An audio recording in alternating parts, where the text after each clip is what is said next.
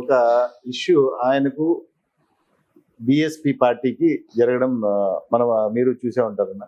కానీ ఆ ఇష్యూలో మీరు స్పందించాల్సిన తీరులో స్పందించలేదు అని చాలా మంది జన సైనికుల అభిప్రాయం. దాని మీద మీరు ఏం చెప్తారు?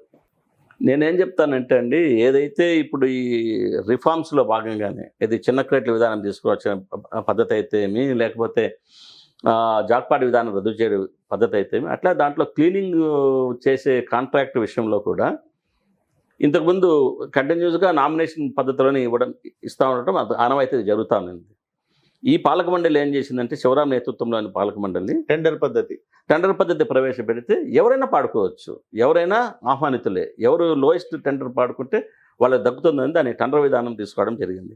దాంట్లో కొంతమందికి మన గౌతమ్ గారికి కానీ లేకపోతే వాళ్ళ సహచరులు కొంతమందికి మనసు కష్టమే ఉండొచ్చేమో కానీ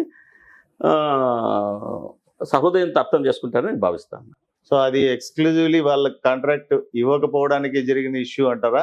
కానీ వాళ్ళు అభియోగించడం ఏమంటే, శివరాం గారు ఒక ఆస్తి, ఒక పొలంలో కొంత భాగాన్ని ఆక్రమించుకున్నాడు, దాన్ని మీద మేము ఫైట్ చేస్తున్నాం కానీ ఈ కాంట్రాక్ట్ మాకు పోయిందని కాదు అని చెప్పని అంటున్నారు. ఖచ్చితంగా ఇప్పుడు ఏదైనా శివరాం అట్లా ఆక్రమించుకున్నట్లు తేలితే, లేదు నేను కూడా ఏదన్నా అట్లా ప్రభుత్వ స్థలాలను ఆక్రమించినట్లు జరిగితే తప్పకుండా బాధ్యతాయుతమైన రాజకీయ పార్టీలో వాళ్ళు ఉన్నారు.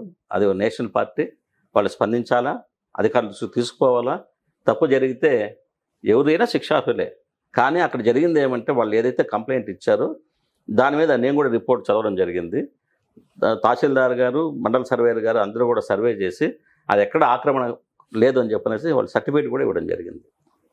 లేకపోతే జన సైనికునికి కానీ ఏదైనా రాజకీయ పార్టీ నుంచి రాజకీయ విభేదాలు వచ్చి మా పార్టీని కానీ, మా నాయకుడిని కానీ, లేకపోతే మా పార్టీలో ఉన్న ఇతర నాయకులు కానీ విమర్శించినప్పుడు ఖచ్చితంగా మేము సేఫ్ గార్డ్ చేసుకుంటాం మా జనసేన పార్టీ తరఫున మేమంతా కూడా. కానీ వాళ్ళ వ్యక్తిగత వ్యాపారాలు, వ్యక్తిగత విషయాల్లో మనం జోక్యం చేసుకోవడం కరెక్ట్ కాదు. జోక్యం చేసుకుంటే అది ఇంకో రకంగా కూడా అనే అవకాశం ఉంది. కాబట్టి ఆ వివాదాలకు నేను దూరంగా ఉన్నాను. వెనకుండి మీరే నడిపించారు అని అంటే ఏం సమాధానం చెప్తారు? ఆ పచ్చి అబద్ధం అంటే. ఓకే.